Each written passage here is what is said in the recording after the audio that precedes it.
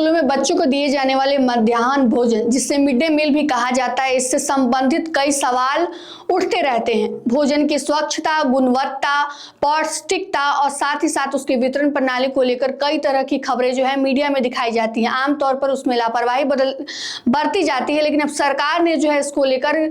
पहल करने की सोची है कि किस प्रकार से इसको गुणवत्ता को जो है अच्छा किया जाए, और इसके लिए उन्होंने एक टीम की गठन की है जो 3 सालों तक जो है इसकी निगरानी करेगा। उसके बाद से सभी स्कूलों के लिए रिपोर्ट कार्ड तैयार किया जाएगा, जिसमें खराब से लेकर बेहद खराब और बेहतरीन तक का